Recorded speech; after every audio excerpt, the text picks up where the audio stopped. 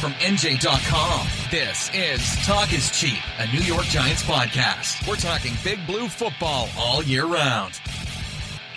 Welcome on in, Giants fans, to episode 138 of the Talk is Cheap podcast right here on NJ.com. As always, I'm Matt Lombardo, joined by my good friend and colleague, Ryan Dunleavy. We cover the Giants. And Ryan, the Giants enter Sunday afternoon at 1-3, but this is a really unique contest because you have the Carolina Panthers, who were in a lot of ways built by Giants general manager Dave Gettleman. Christian McCaffrey, a first-round pick. Saquon Barkley, a first-round pick. Pat Shurmur, coached with Ron Rivera in the past. Jonathan Stewart, lots of guys going back and forth between both teams. This is going to be kind of bizarro Dave Gettleman world, as you wrote about on Thursday.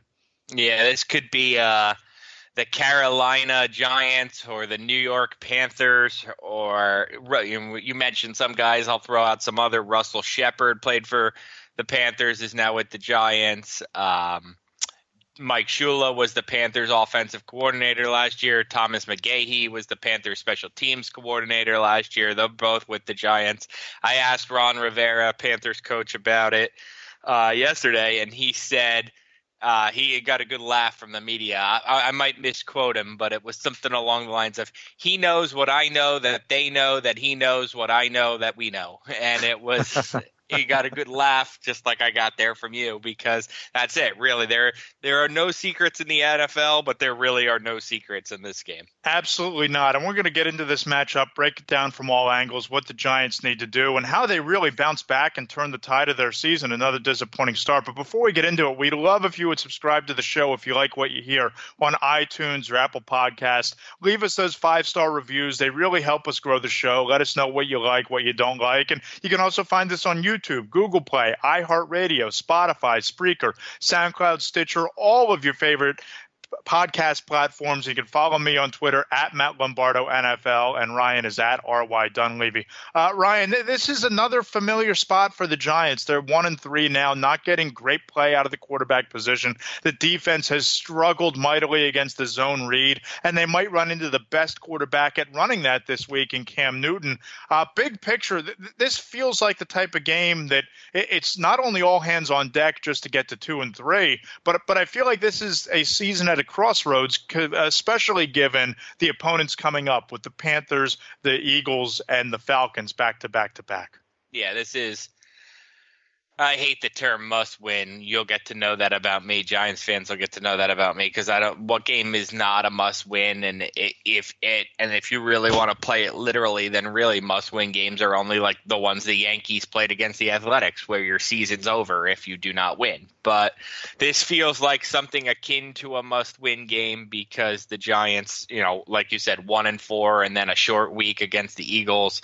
It's feels like something like the Giants, like do or die for the Giants. I think that's why you're seeing Olivier Vernon, kind of make sure this is the week he's back on the field. Eli Apple back on the field. The Giants kind of rallying the reinforcements. I don't think Evan Ingram will play. I think he's still 2 or 3 weeks away, Evan Ingram. With a sprained MCL, you're looking at a 3 to 4 week minimum on that injury. Yeah. He didn't really do much of anything in practice on Wednesday. We'll see on Thursday after the injury report comes out if he's able to do any more, even be a limited participant. Yeah. But I think, Ryan, that when you look at this game, and I know that Eli Apple's probably coming back, and that's going to be a nice help against Devin Funchess and Torrey Smith and a guy like DJ Moore, who's a rookie trying to find his footing. They thought he'd be a real deep threat, and he hasn't really produced so far through the first 3 games. He's no Calvin Ridley. No, he is not. But you look at Olivier Vernon and the Giants' pass rush near the bottom of the league in total sacks. They haven't generated a whole heck of a lot of pressure. I think he'll help, especially against a mobile quarterback like Cam Newton, but I don't know that getting him back is the difference maker for this defense. No, look, you said it 2 minutes ago. They're going to face a ton of zone read, which they have not stopped. And on the other side of the ball, they're going to face a ton of cover too, which we talked about at length on our last episode of this podcast. They're going to face a lot of cover too. The Giants on both sides of the ball are going to face something that they have not handled well. And they're in prove it time, where every opponent is just going to say, okay, this is what's working against you guys. Prove to me that you got better at it. And to talk about proving it, Ryan, I think this is a litmus test for Pat Shurmur. And I know that it's only the fifth game of his tenure as the head coach here with the Giants, but I look at the first drive last week when they methodically marched the ball down the field. There was balance. They ran the ball. They threw the ball, relatively well over the middle, and then Eli over the top to Sterling Shepard, where he led him on a very nice pass. It kind of looked like what you saw out of the Houston Texans game, where the Giants rolled Eli Manning out, got him throwing on the run a little bit, seeing the field from a different angle. But then they went away from it for three quarters. And I think that when you look at the soft cover two that's been played now by the Saints and the Dallas Cowboys, you're probably going to see more of it against the Panthers. When you look at getting away from the running game, which Shurmur admitted immediately afterwards he thought was a mistake, and said on Wednesday that they need to commit to running the ball with Saquon Barkley more than 9 times. I think, Ryan, this is, if nothing else, it's a litmus test on Pat Shurmur's ability to call a complete game on the offensive side and start to, as you pointed out in the previous episode, dictate what the offense is doing rather than taking what the defense is giving you. Yeah, I got a slightly different take, but I mostly agree with you. I don't know if it's a litmus test for Shurmur, because to me, if Shurmur fails, he's not going anywhere. Our buddy, former NJ.com hot take master Elliot Shore Parks asked us, like, is there a chance Shurmur doesn't survive this season? And I was thinking 0.0 chance. 0. Like Animal House, yes. 0.0. If he went 1-15, he's back next season. As long as, total disarray doesn't settle in like last year with McAdoo.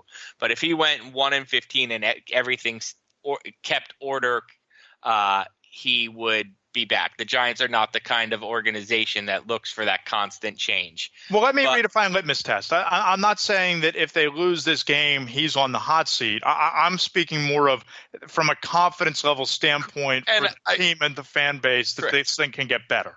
Correct. That there's progress. And I agree with you. That's what I'm saying. I agree with you, but I don't know that it's just for Shurmur. I think it's more of a litmus test for the Shurmur-Manning dynamic. And look, I've been on this from the beginning. I wrote a story in the offseason with Trent Dilfer saying he thought it was a good marriage after watching a good, 40 practices this offseason.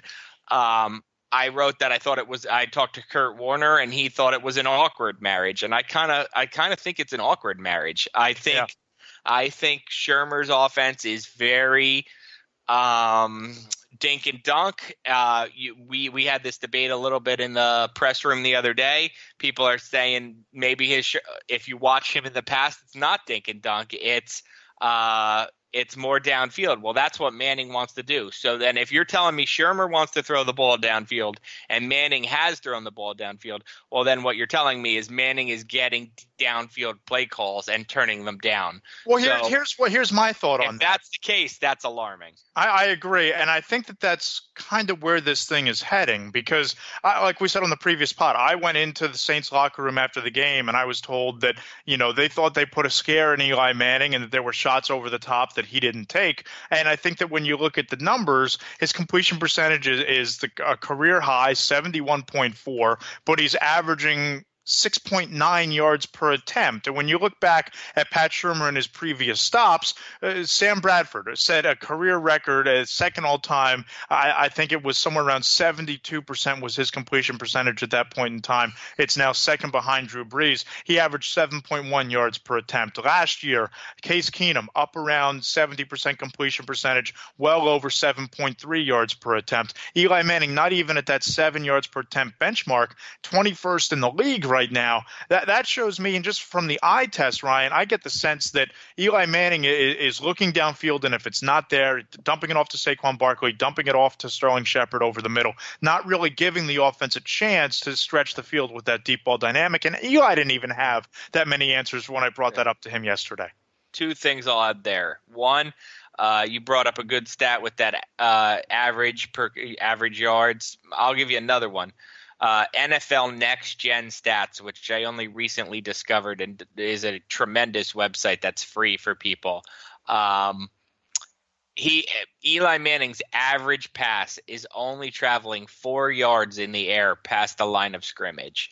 The only quarterback averaging less is Sam Bradford, another Shermer protege who has been benched with the Cardinals. So of all the quarterbacks who have, thrown enough passes to qualify, Eli Manning is only ahead of one guy in terms of his pass going only 4 yards beyond the line of scrimmage, beyond the line of scrimmage. That's pretty alarming when you talk about. I totally agree.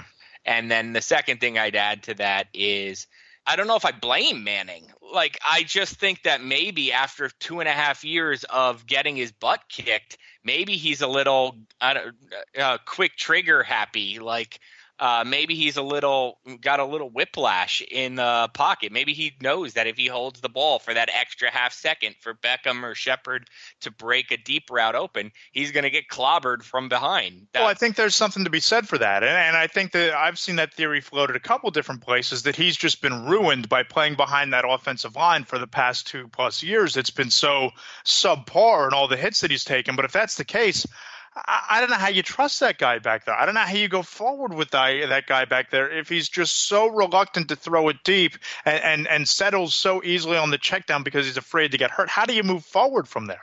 I don't know if it's afraid to get hurt. Because I think afraid to get hurt is almost something you acknowledge. And let's talk about Brett Favre had great comments. I mean, terrific comments on Sirius XM NFL radio, where he said what we all know, which is, quarterbacks lie. And just because somebody says something doesn't mean that doubt's not creeping into his mind. He played till he was 41, and he said at the end of his career he started to wonder, do people still believe in me? Can I still get this done? Eli Manning always projects confidence, but you have to wonder if Brett Favre had those thoughts, and Brett Favre is the only one who played in more consecutive games, 297, than Eli Manning. Eli Manning started 210 games, and he's never missed in a row, and he's never missed a game because of injury. That's because he's a guy who knows how to take a hit. He knows how to crumble his body in the right position so he doesn't absorb the brute force of his sack. Well, you know what? Maybe in the last couple years he's gotten tired of doing that. It could very well be. And I think that when you look at the tape against the Saints, the offensive line played significantly better against New Orleans than I thought they had played at any other point throughout the course of the year. I agree. Especially on the first drive. And still, that didn't translate even to Beckham getting the ball in space underneath with the chance to make a big play after the catch, as he did the previous game twice against the Houston Texans, once before halftime, once early in the third quarter. That dynamic wasn't there. They didn't push the ball downfield, and they got away from running the ball. Yeah. And I think that if you want this offense to really start clicking, I think Pat Shurmur's right. I think that's, and we talked about this on Tuesday, I think that Saquon Barkley needs to touch the ball 25, 30 times, and you have to target Odell Beckham 8, 10, 12 times in the passing game and let your playmakers dig you out of this hole. What I think they really need, and I think you nailed it, Beckham and Barkley, but here's what I think they really need out of those two guys. As much as everybody loves a good Saquon Barkley 28-yard run or a 60-yard home run, everybody loves, what they really need from Saquon Barkley is 6 yards. 6 yards. 6 yards. Which they started to get consistently from him last week, and then they got away from running the ball altogether. So the Panthers have, or any opponent in the future, is like, okay, we didn't just give up one huge play that we can, miss some tackles. This is a regular thing. The Giants are moving the ball. We've got to move our safeties up. So that's the first thing I think they need is regular first down worthy carries instead of just home runs. And then second thing they need is the classic Odell Beckham catch a 12-yard pass and turn it into a 58-yard gain. That's what they need, where he's just, comically making guys dive, miss, bounce off him. They need one of those catch and zoom to the house kind of runs, and everybody will say, okay, now we have to figure out a different way to cover Odell. Yep, and a different way to defend this offense in general. Ryan, let's dive into Sunday's game. And I got to be honest, when you go through some of these key matchups, you scratch your head and you wonder what kind of answer the Giants are going to have, specifically with Cam Newton. And I talked to Lorenzo Carter about the fact that this team has been beaten over and over and over again by zone reads. And he said, well, you have to hit Cam Newton. You have to hit him early, often, get him thinking about the pass rush. But the problem is he's so good at making plays that the pass rush doesn't necessarily matter if you're not getting sacks. Through 3 games, Newton, I think he's off to maybe the best start of his career, 67.4% completion percentage. Wow, that's big. Remember, he had that 1 year he was insane. He was out of his mind insane, right? Yeah. He won the MVP. Yeah, 646 yards through 3 games, 5 touchdowns, 1 pick. So he's doing a better job protecting the ball. And he has 28 rushes for 136 yards and 3 touchdowns. So Newton alone has accounted for 8 touchdowns through 3 games. So I look at what he's done so far, and you go back to the Cowboy game and how he just lit up that defense that shut down the Giants the following week. You look at a couple of the other games. I think he's off to a terrific start. And Alec Ogletree, the inside linebacker, is probably going to be tasked with, if not spying him, diagnosing those zone reads early on. Ogletree needs to have a big game, and the Giants front seven might need to have their best performance if they're even going to have a chance to win this game on Sunday. Yeah, I think Ogletree's had quietly had one of the best years on the defense. I mean, I think there was talk before the season that he might be overpaid, courtesy of the contract the Rams gave him that the Giants acquired via trade. I don't think so. I think he's been worth, relatively speaking, he's been worth what they're paying him, both because he's played well, he's held up in coverage better than I thought, he's played well against a run, and he is the exact leader that this team needs, because he checks. You can be a good leader, but if you're not a good player, no one listens to you. And you can be a good player and have no leadership voice. The Giants have at least one of those guys. Yep. And he's both. He's a good player who people respect. So that being said, I still think Cam Newton wins that battle. I mean, I like the way B.J. Hill's played on the front seven. I like the way Ogletree's played. B.J. Hill's been terrific. And you look at this draft class, if you go Saquon Barkley, Will Hernandez, who's putting together a really strong season over the last couple of weeks, B.J. Hill with 2 sacks already, Lorenzo Carter, you're getting 4 key contributors out of those first 4 picks. I think that this class could go down as one of the better ones the Giants have had in recent memory. Yeah, so but I still like Newton in this matchup. I just, like we pointed out earlier, zone read stuff kills the Giants, and until they figure out how to stop it, then Cam Newton's a nightmare matchup. And the problem is, even if you do start to contain Cam Newton in the zone reads, you got to worry about the run-pass options with Christian McCaffrey, who, like Saquon Barkley, was a high first-round pick in 2017. By Dave Gettleman. By Dave Gettleman, so you know that he loves his running backs. He was primarily used as a wide receiver last year, but the Panthers have really balanced that workload in 2018, giving him more carries. 46 carries through 3 weeks, 271 yards, 22 catches, 157 yards, and he's among the league leaders in yards from scrimmage through 3 weeks. You look at McCaffrey, and we talked about this yesterday in the press room, Ryan. We think it's going to be B.J. Goodson who's going to be tasked with following him out of the backfield. I don't know that you necessarily spy him, but he's the type of player that you need to know where he is at all times. Yep, exactly. I agree. I think that the Newton-McCaffrey combination right now is better than the Barkley-Manning combination. And so I don't know what you do there in terms of trying to make sure that you have to pick your poison. It's kind of what the Giants want their opposing defensive staff to do. Yep, and I think that a lot of that is Newton, right? I think when you can make those kind of plays on the run and draw a pass rusher to you and then dump it off to McCaffrey for a little screen in the flat in space, that's where you get those big plays after the catch. And the Giants would certainly like to start doing that. But it seems like whenever Barkley gets the ball on those dump-off passes, it's after the defender already has time to close. We'll see if that's different this week. Another really interesting matchup that I'm going to keep an eye on, Ryan, Dante Jackson, the Panthers cornerback against Odell. Kind of been a Jekyll and Hyde start to the season for Odell Beckham Jr. Hasn't scored a touchdown so far this year. He has 2 games over 100 yards, 2 games below 100 yards against the Texans and the Saints.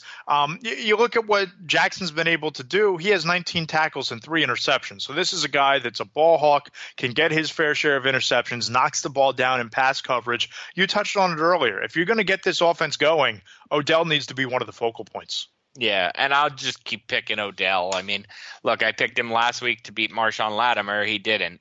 But I'm just going to keep picking Odell because I think he's the best or number 2 wide receiver in the NFL right now. So I can't imagine Dante Jackson, a rookie, keeping up with him. I think Dante Jackson's an LSU guy too. Yep. So this is LSU versus LSU. I'm sure Odell has been back to work out against Jackson when Jackson was in college. A lot of alums do that. They go back to their colleges and work out with the college kids. So I'm sure there's a level of familiarity there, and I got to think that favors the 5-year All-Pro veteran. I think where this will really determine what Odell's able to do, it goes hand in hand with our next matchup, and that's Eli Manning against the Panthers pass defense. And I think that if Manning can't get going, obviously it's going to be a struggle for Beckham to exploit that matchup against Jackson. We talked about the 74.2 completion percentage. We talked about the 6.99 yards per attempt. But if you look at the Panthers passing game, they're running an average of 247 yards per game. That's 100 yards less than what the Saints were allowing last week when they entered the game. So this is a tougher pass defense than Eli Manning has faced last week. And I don't know how you get better off of that performance against a better passing defense overall. Yeah, you know what? I think I'm going to pick Manning because I know the stats say I know the stats say the Panthers have this great pass defense, but I was going through the names last night, and perhaps this is because, I was just casually paying attention to the NFL until January, and now here I am studying it like it's my job, which it is. None of the guys really flashed to me. I mean, Captain Munnerlin's a good player. Yeah. Their safeties are good players. I mean, they just signed Eric Reed. Who knows if he'll play and how quickly he'll get adjusted to the Panthers defense. But it doesn't strike me as a star-laden secondary. You know what I mean? Like this is the Jaguars secondary. So I don't know. I think I'm going to pick Manning because I think it's Manning versus the Panthers secondary scheme, the cover two look, maybe they'll go man-to-man like the Texans did. That didn't work out so well for the Texans. No, I think that when that goes on tape, and Ron Rivera being a defensive guru that he is, I don't think he's going to quite follow that game plan. Yeah. So finally, Janoris Jenkins against Devin Funchess. We touched on the wide receiving core a little bit. DJ Moore yet to live up to expectations. Maybe this is the week he breaks out for the Panthers, but you have a veteran Torrey Smith, a veteran in Devin Funchess. But Jenkins, to me, is one of the more athletic cornerbacks in the league. I kind of like Jenkins' chances here to take away Funchess, which could funnel the rest of the offense over to Torrey Smith or DJ Moore. And that's where I think Eli Apple, if he's able to play, is going to have a big game as well. But if I'm just looking at this matchup, Funchess against Jenkins, I'm going to take Janoris Jenkins in this one. Yeah, agreed. I'll write something later this week. I think Jenkins, you can't really say except for the touchdown he gave up at the start of the Cowboys game because that kind of ruined the whole Cowboys game. But except for the touchdown he gave up against the Cowboys, I think Jenkins is having a really terrific year. I mean, what he did to Michael Thomas, he's not usually a guy who shadows one receiver, and he shadowed Michael Thomas with Eli Apple out. Basically stepped up and said, we don't have our other starting corner, so I'm not going to let Michael Thomas take advantage of Dante Dion and B.W. Webb. He shadowed him, and he really shut him down. I thought he did a terrific job. So I certainly think he'll be able to shut down these Panthers receivers. I mean, one of the things the Panthers, since they went to that Super Bowl 4 years ago, is the knock on them has been they don't have enough playmakers for Cam Newton in his prime. Kind of the way the knock on the Giants was they didn't have an offensive line for Eli Manning at the end of his prime, is Panthers didn't have enough playmakers. Well, Gettleman added McCaffrey before he got fired, and now the Panthers added DJ Moore. You can tell that's what they're trying to do, but these are still young guys. Jenkins is a Pro Bowl caliber cornerback, so again, I'll take the experience. Yep, and I think that getting Eli Apple back is going to be a big boost to this secondary if he's able to play. He was playing terrific. So. Yeah, I thought he was off to easily the best start of his career from what I've seen from afar. If he can get back and pick up where he left off in this system, that's going to be a big boost for this defense.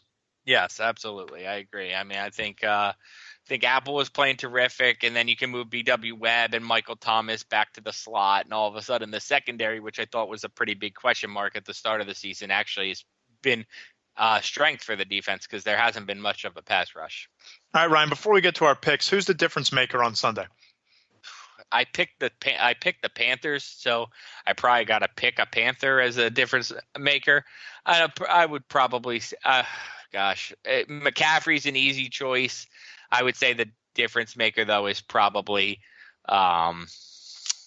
probably the offensive line, probably the Panthers offensive line, giving Newton time, opening holes. Ryan Khalil or one of those guys.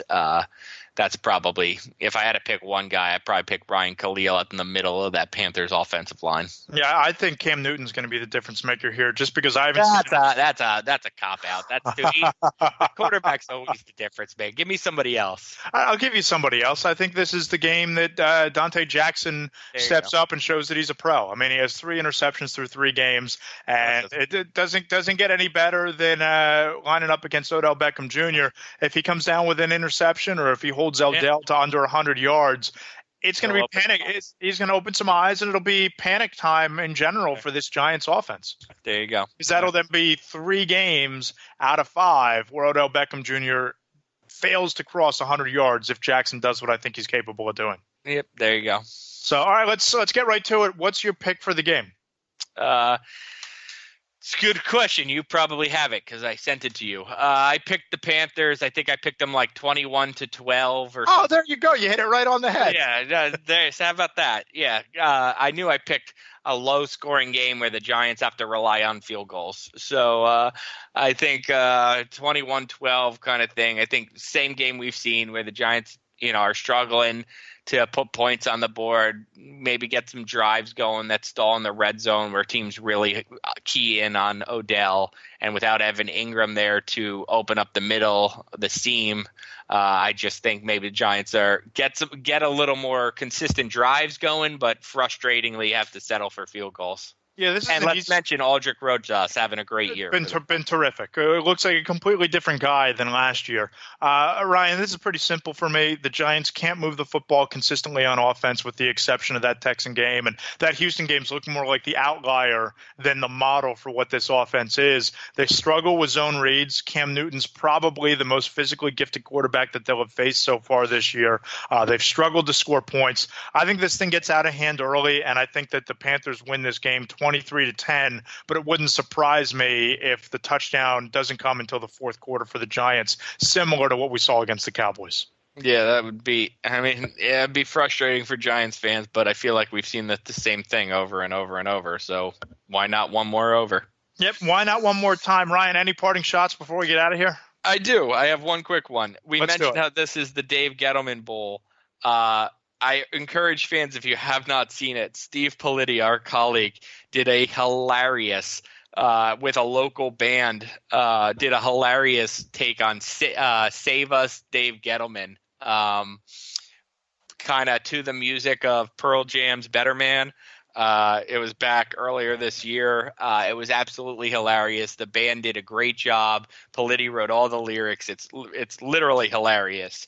If you have not seen it, we'll link to it a couple times in our stuff this week since it's the Gettleman Bowl. Like we said, he built both teams. But the Save Us, Dave Gettleman is absolutely hilarious if you have not seen it. We'll have to check it out. Everybody follow Ryan on Twitter at RY Dunleavy. I'm at Matt Lombardo NFL. Again, please subscribe on iTunes, Apple Podcasts. Leave us those 5-star reviews. Let us know what you like, what you don't like. Look forward to the game on Sunday. I look forward to breaking it down with you, Ryan, again early next week.